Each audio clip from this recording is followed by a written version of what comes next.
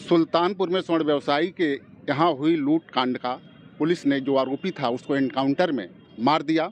इसके बाद से ही पूरे प्रदेश में आरोप प्रत्यारोप का दौर शुरू हो गया, जहां सपा कह रही है कि सरकार जो है जात को देख करके एनकाउंटर कर रही है।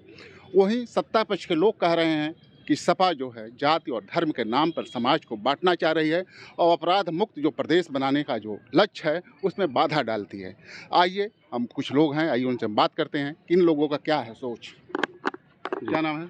मेरा नाम अनूप यादव ईश्वर है। क्या कहना चाहेंगे जो सुल्तानपुर में जो घटना लूट की हुई, जौनपुर का एक व्यक्ति मारा गया और जो नेता प्रतिपक्ष हैं विधान परिषद के, वो आज उसके घर भी गए थे, तो क्या कहना चाहेंगे? 2017 से जब से योगी आदित्यनाथ की सरकार बनी है तब से जाति देख के ही एनकाउंटर होता आया है।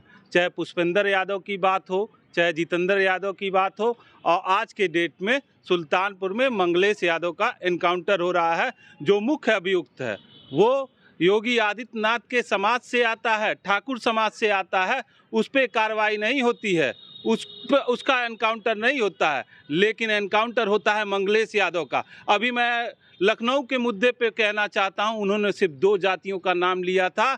जब बाढ़ में जब लोगों को छेड़खानी वाला हुआ था तो सिर्फ 2 जातियों का, वो भी विधानसभा में योगी आदित्यनाथ जी ने एक यादव समाज के लड़के का और एक मुस्लिम समाज के लड़के का नाम लेके वो सिर्फ और सिर्फ धर्म और जाति को बांटने का काम योगी आदित्यनाथ जी करते हैं। और 2017 से निरंतर उनका यही काम है कि जाति और धर्म को बांटने का काम योगी आदित्यनाथ जी करते हैं। उसी के हिसाब से अगर एनकाउंटर करना था उनको तो धनंजय सिंह का एनकाउंटर कब होगा, अभय सिंह का एनकाउंटर कब होगा, ये मैं माननीय मुख्यमंत्री जी से पूछना चाहता हूं।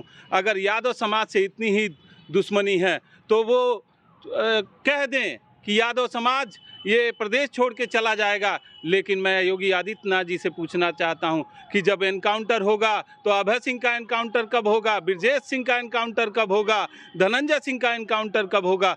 मंगलेश यादव का एनकाउंटर तो हो गया, लेकिन मैं पूछना चाहता हूं कि धनंजय सिंह का एनकाउंटर कब करेंगे योगी आदित्यनाथ जी? मतलब आपका भी आरोप है कि जात के अनुसार ही हो रही है।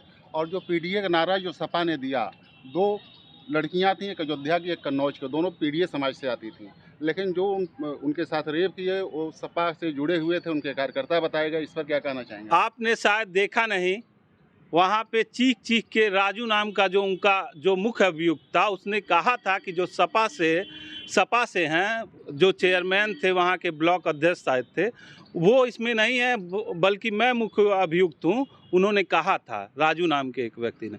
जबकि जानबूझ के योगी आदित्यनाथ जाति देख के, धर्म देख के वो आरोपी बना रहे हैं। अयोध्या की सीट वो हार गए थे, इसीलिए मुस्लिम समाज के लोगों को बदनाम करने के लिए उन्होंने आरोपी एक मुस्लिम समाज के 74 साल के बुजुर्ग को बनाया ताकि वो धर्म में हिंदू और मुसलमान को बंटवारा कर सके। इसीलिए उन्होंने ये कार्ड खेला था। जैसे सत्ता पक्ष का कहना है कि जो पीडीए का नारा वो एक तरह ढकोसला है और जो लोग वोट बैंक हैं सपा के, उनके पक्ष में तो ये लोग खूंटा गाड़ के खड़े हो जाते हैं, लेकिन जो दूसरी जातियों के, जैसे निषाद है और जाति है, उनके साथ ये लोग खड़ा नहीं होते हैं। ऐसा नहीं है। समाजवादी पार्टी के माननीय राष्ट्रीय अध्यक्ष जी अखिलेश यादव जी पीडीए समाज में आप निरंतर देखते होंगे किसी न किसी घटना में सरकार मदद नहीं करती है, लेकिन अखिलेश यादव जी कहीं 1 लाख कहीं 2 लाख की मदद हमेशा करते रहे हैं। और मैं योगी आदित्यनाथ से कहना चाहता हूं, प्रदेश के मुख्यमंत्री आप हैं, आपके कोष से कितने लोगों की मदद हो पाई है, ये इस माध्यम से मैं पूछना चाहता हूं। आपने सरकार के ऊपर ही सवाल खड़ा कर दिया। क्या नाम है आपका? जी, मेरा नाम अभिषेक यादव भोलू है।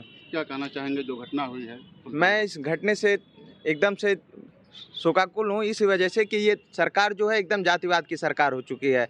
आप बनारस में उठा के देख लीजिए, बीएचयू की लड़की का रेप हुआ था, वहाँ उसके बाद ये छोड़ दिए, इनके पार्टी का था। लखनऊ में हुआ, ये सदन में आवाज़ उठाए जिसमें यादव समाज और मुस्लिम समाज के लोग का नाम लिए। उसके बाद रही बात यहाँ पे, तो यहाँ पे 3 लोग का इनकाउंटर हुआ जिसमें 2 को पैर पे मारा गया और एक जो यादव समाज से आता था उसकी हत्या कर दी गई। तो ये सरकार पूरी तरह से जातिवाद की सरकार है। ये पूरी तरह जातिवाद फैला रही है, धर्म की राजनीति कर रही है, इनके पास कोई मुद्दा नहीं है। तो इस वजह से ये जो मारा गया वो इनामी था, 1 लाख का और 1.5 करोड़ का लुटेरा था, तो क्या उसमें जात की बात कहीं से आ रही है?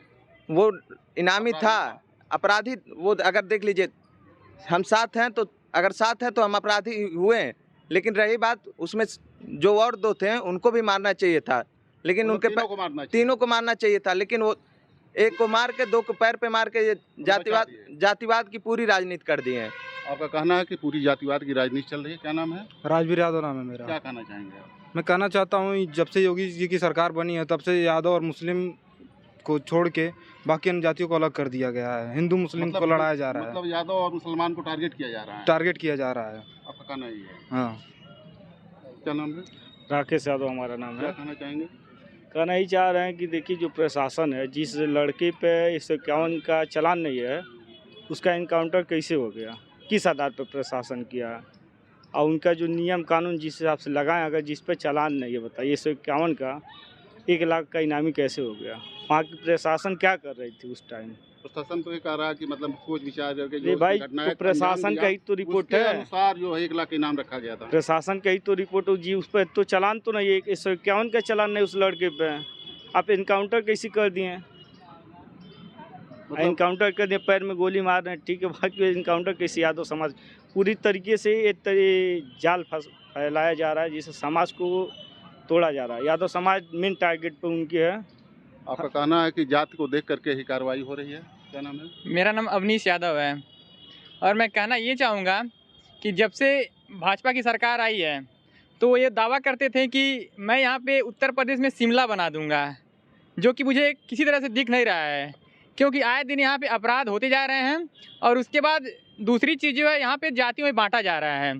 जैसे कि अगर मैं यादव हूँ तो मुझे वो अलग ही समझेंगे। और कहना चाहूँगा कि यहाँ पे अपराध योगी जी जो हैं वो अपने किए गए वादे पे खरे नहीं उतर पाए हैं, वो यूपी को अपराध मुक्त नहीं बना पाए हैं। तो मैं मुख्यमंत्री जी से ये अनुरोध करना चाहूँगा कि जो वादा किए हैं उसको पूरा करें, यूपी को अपराध मुक्त बनाएं और ये जातिवाद की सरकार को करना बंद करें।